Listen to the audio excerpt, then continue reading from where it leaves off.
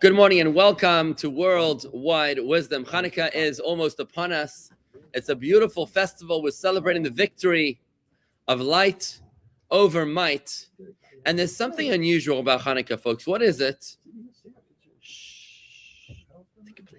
What is it about Hanukkah? I'm serious. What is it about Hanukkah that is different to all the other Jewish holidays? And that, my friends, is that Hanukkah is unique in the sense that it has no meal. I want you to think about that. It has no meal. Meal, yeah. Think about that. Special meal for Hanukkah. There's no ritual meal. Yeah, think about that. Well, I don't know. Maybe it's a snack. But it's not like it has a ritual meal. Think about that for a moment. You know, every Jewish holiday has got a meal. Except Yom Kippur.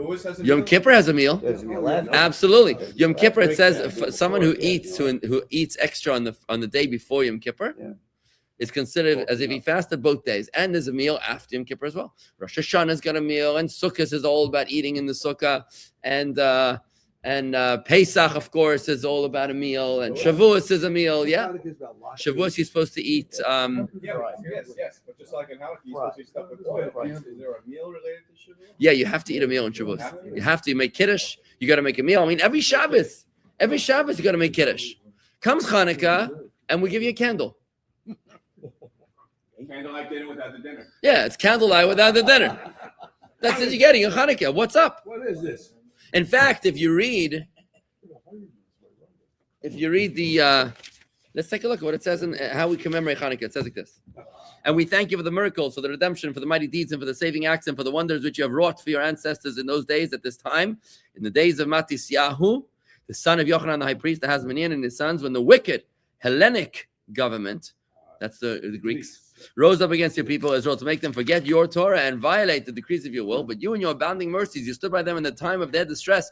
You waged their battles, defended their rights, and avenged the wrong done to them. You delivered the mighty into the hands of the weak, and many in the hands of the few, the impure into the hands of the pure, the wicked into the hands of the wicked, of the righteous, and the wanton sinners into the hands of those who occupy themselves with your Torah. You made a great and holy name for yourself in your world, and effected a great deliverance and redemption to your people Israel to this very day. Then your children entered the shrine of your house, cleansed your temple, purified your sanctuary, kindled lights in your courtyards, your holy courtyards, and instituted these 8 days of Hanukkah to give thanks and praise to your great name. That's it. Lahalel or lahaydos. Lahalel or lahaydos. That's what we do in Hanukkah. We are essentially joyously celebrating and paying homage and gratitude, but there's no food. Well, how do you celebrate without food? Yeah. Well, what's going on over here? This is exactly the problem. Yes, Bob. But there's gambling.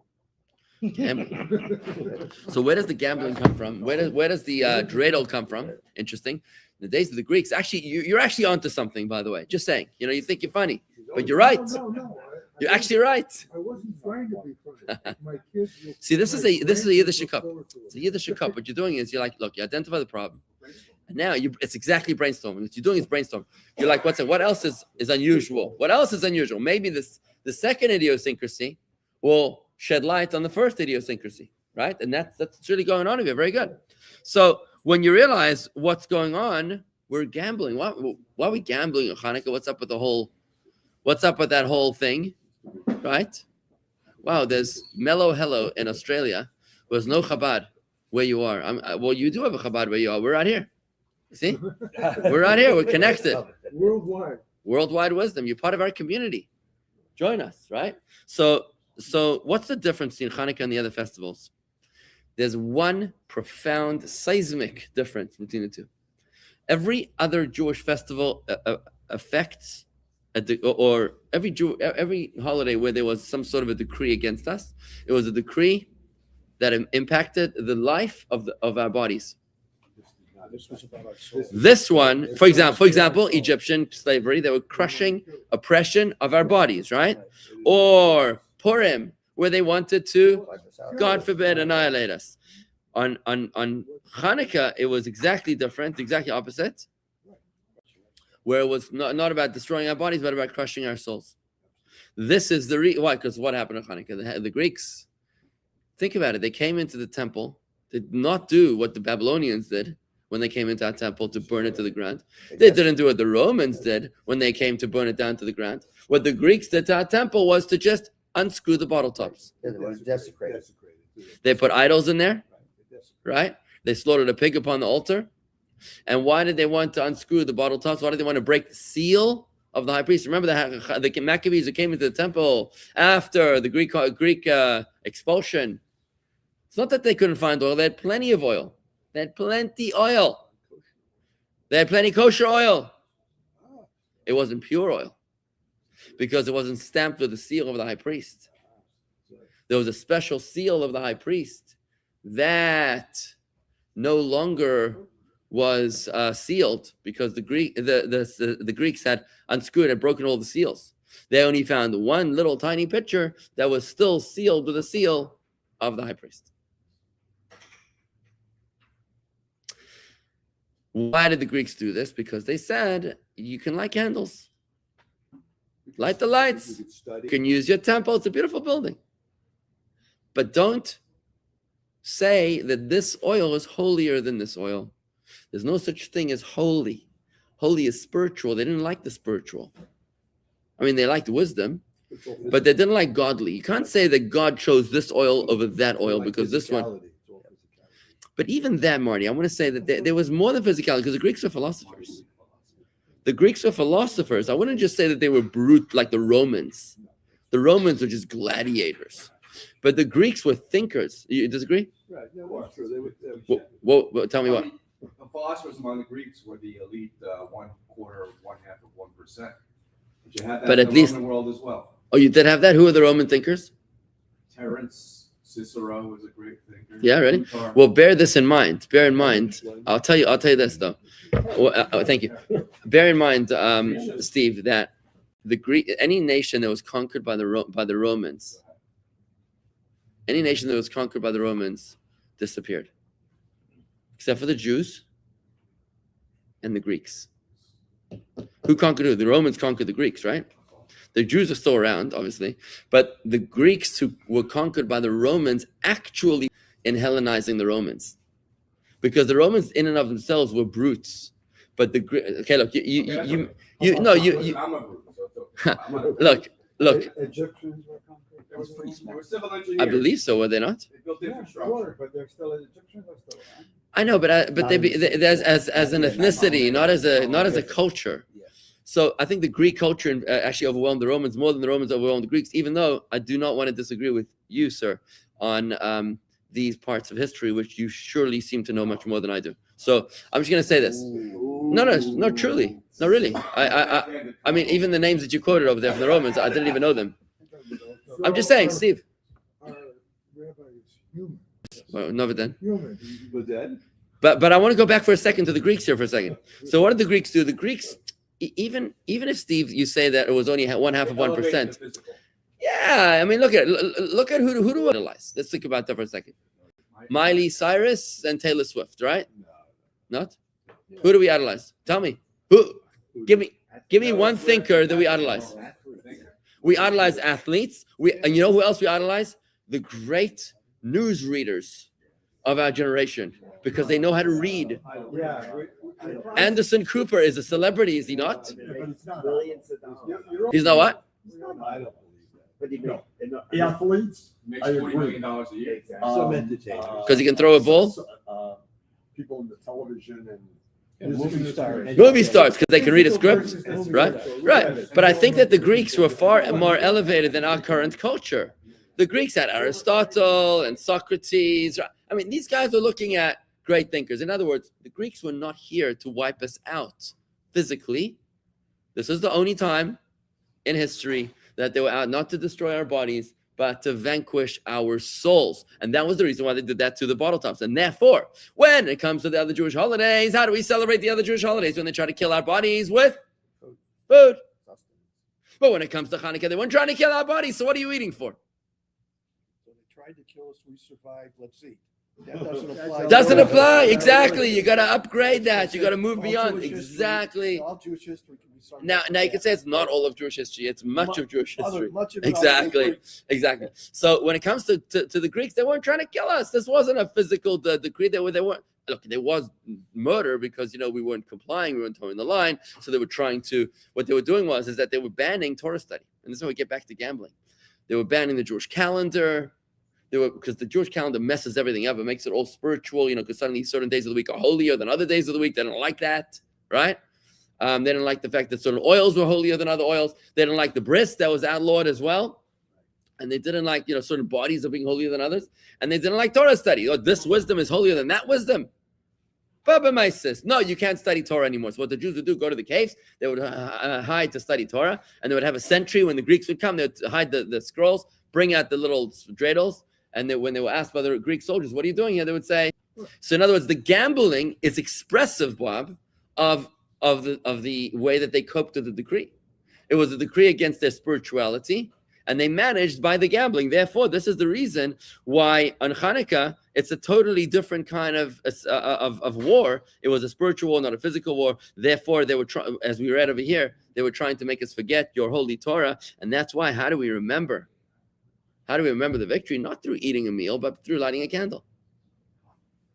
Because a candle is the manifestation of spirituality. Everything in the physical world goes down, the candle goes up. Everything in the physical world takes up space. The candle makes space. Everything in this physical world depletes through distribution. The candle multiplies through distribution, right? The candle, the more you share it, the more you have. If I have 10 pencils and I give away 3, how much do I have? 7. But if I have 10 candles and I give to 3 more, if I give away 3 candles, what happens? I got 13. It multiplies through distribution. Does that not make sense? No, not that part. Does that not make sense? I got it. If I have 10 candles Join flames together. and I give you 1, what's going to happen? How many am I going to have? 9 or 11? No, if I light your candle with my candle. That's what I'm talking about. If I give you the flame, sorry, I'm not talking about the wick. The wick is physical. I'm talking about the flame. Of course, I'm talking about the spiritual part. Why did you think I'm talking about a wick? Wait. You're lighting the candle. It's a stick. Call it lighting. I'm giving it to you. Take it. Here, take the flame. When I give you something, I keep it. You know what it's like? It's like love. I'm serious. It's like love. I'll tell you why. I had an uncle, blessed memory of Shlema. His wife Tzipora, also blessed memory. They had 13 kids in a 3-bedroom apartment in Lut. And anytime we South Africans would come visit them for Shabbos, because we came from large homes in South Africa, they would insist that we would have our own room. Wow. It was extremely uncomfortable. We got our own room. They're sleeping on the kitchen counter, under the dining room table, in the hallway. But me, I'm sleeping in my own room, right? It was very uncomfortable. But now, 1 second. And it was there that I learned that sheyesh makom balev, yesh makom babayit, that when there is space in the heart, there is space in the home. The place expanded. People often sometimes ask me, Rabbi, I can't have another child. We don't have the emotional bandwidth for another child. And I say to them, you don't understand. Love is not like pencils. Love is like flames. The more you have, the more you give, the more you have. It's not a zero-sum game. The more you give, the more you have. That's what. It doesn't diminish. Yeah, it doesn't diminish through distribution. Duplicate itself, it can expand. Right, but again, we're not talking about wicks. Wicks are physical. We're talking about flames. The flame. Yeah, that's what we're talking about. Now, based on this, we can understand that. And by the way, that's what we celebrate Hanukkah by song and praise. We celebrate Hanukkah through the praise, through the spiritual, as opposed to through wine and meat and bread, right? Now, when we look at the different kinds of foods, there are 4 classes of food in Torah. There's bread and water, which are subsistence. Then there is luxury, which is wine. And then there is oil. What's the difference? Bread and water. What? And the 4th is the 7 grains of the No, the first 2 are bread and water. Bread and water, wine, and oil. The way the Rebbe explains it is that bread and water is substantial sustenance, right? So that represents which part of Torah? The revealed part of Torah, the foundation part of Torah, right? The revealed part of Torah, the 5 books of Moses, the Talmud, the oral Torah. The wine represents luxury. This is something you don't need to live with.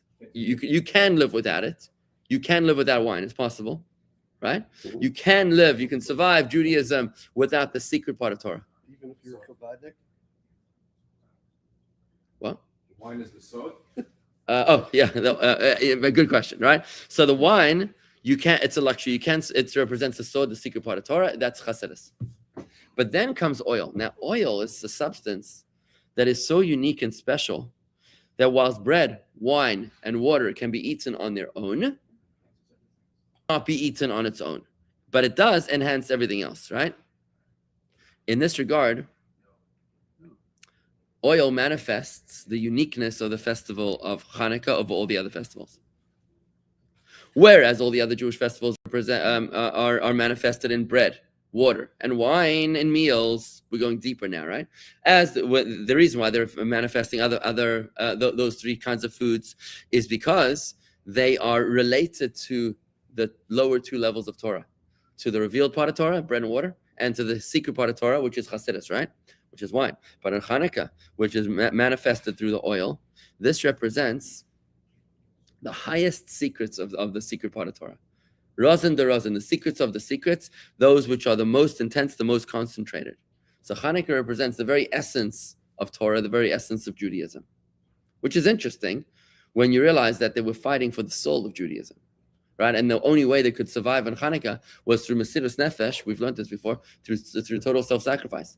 It was only when the Jewish people found the last remaining pitcher of oil within themselves, within their own souls, when they were able to discover that part of their souls that was unable to be contaminated even by the Greek intellectuals. The Greeks who sought to impurify and to contaminate every component of our souls, every component of our lives. It's like the Romans. Let's say the Romans were there to seduce us, right? The Greeks played with our minds because the Greeks were playing with philosophy. You know how dangerous it is? Much more cerebral. Wait, if you have somebody that let's say you have a honey trap. You know what a honey trap is? A honey trap is when you might mess up. It's dangerous, very dangerous. But when you have somebody that's gaslighting you, it's much more dangerous. Gaslighting is playing tricks with your brain. You don't know if you're coming or going. You don't know up from down. This is what the Greeks were doing to the Jewish people. They were gaslighting us. They were saying, I'm going to prove to you that there's no God.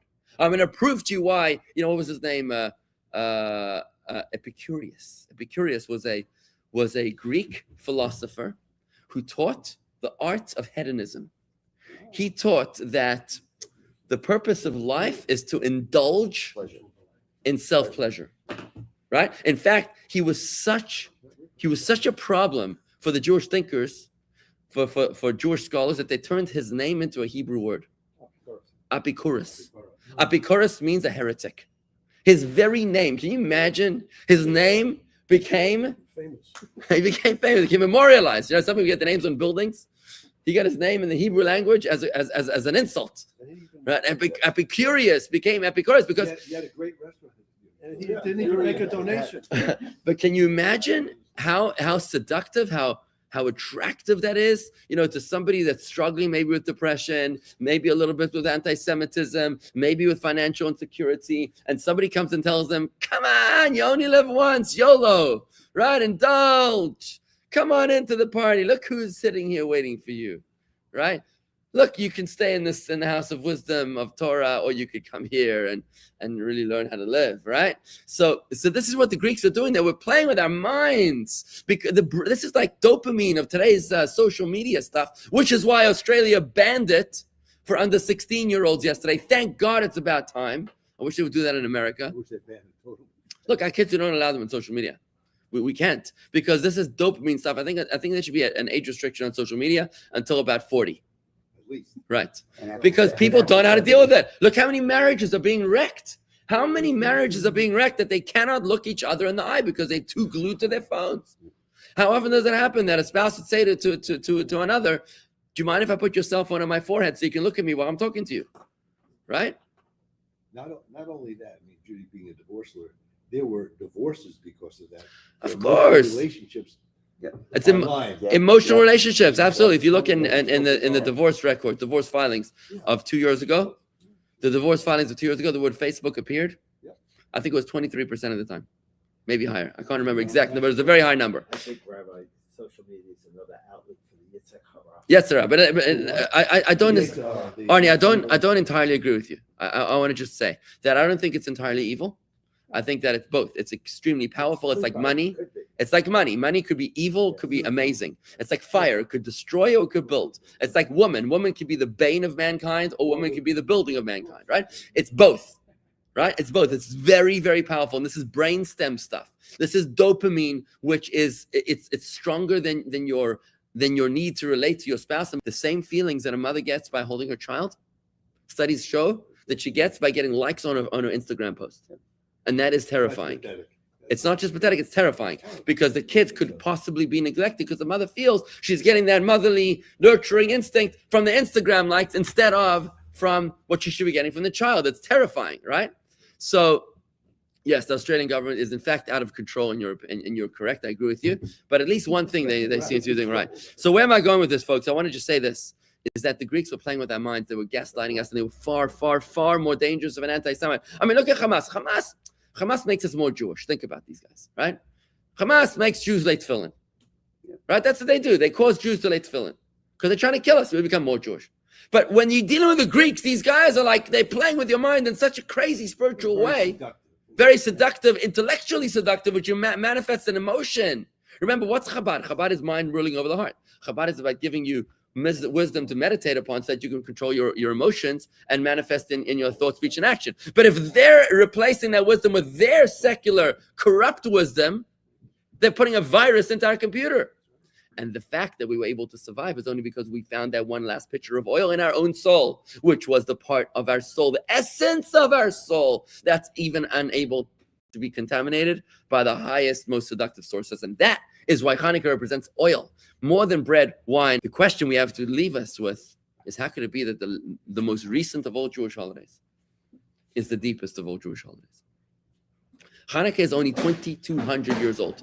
And it's rabbinic. Isn't it? Purim came before Hanukkah, and it's rabbinic. Yeah, Purim and Hanukkah both are not biblical holidays. They both happened relatively recent. They were yesterday. They happened in modern times. Think about that. Hanukkah and Purim happened in New York City. They happened in modern cities. They didn't happen in the desert with miracles and the crossing of the Red Sea. They happened in modern metropolises like Persia, which is Tehran, or it happened in Jerusalem, which is modern day Jerusalem. What's your question? If it's such an important holiday, how come the two books, Hanukkah 1, Hanukkah 2, didn't make it Maccabees into 1 and 2. Maccabees That's a 1 different and 2? story. I'm not going to get into that right now because I need to end. I'm not going to get into that right now, but that's an interesting story. Why and by the way, the answer is very simple. Hello. I know. The answer is very simple because the Bible was closed by that time. The book it was so recent, it was like yesterday. Why didn't the Holocaust make it into the Bible? Because it's too recent. Yeah. Okay. So the question is, if this is not a biblical holiday, how could it be more holy? How could it be wine over the oil and the bread and the water holidays? The answer is, the Rebbe explains something fantastic. The Rebbe explains that the more we progress in exile, the darker we become.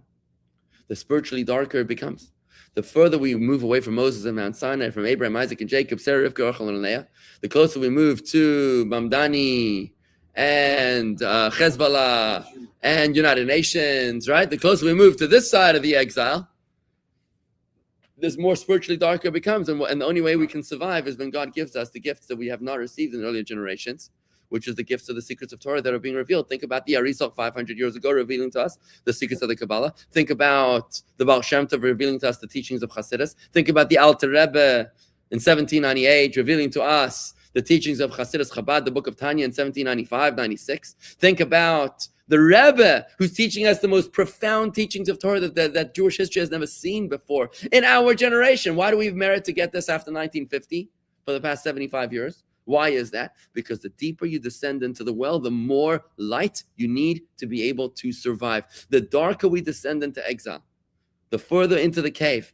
the more we need a far more powerful light. And that's why Hanukkah, the most recent of the Jewish holidays, is also the most intense of the spiritual light of the Jewish holidays. Whereas the other Jewish holidays might be more physical, might be more materialistic, might be more food oriented. Hanukkah is entirely spiritual. Hanukkah is about discovering the light. Hanukkah is about being the light. Hanukkah is about realizing that in order for us to survive against anti-Semitism, it's not going to happen by us forwarding emails exposing, naming, and shaming anti-Semites. It's not going to happen by us just merely soliciting our political leaders or asking the Australian government to please not allow the burning down of synagogues in public.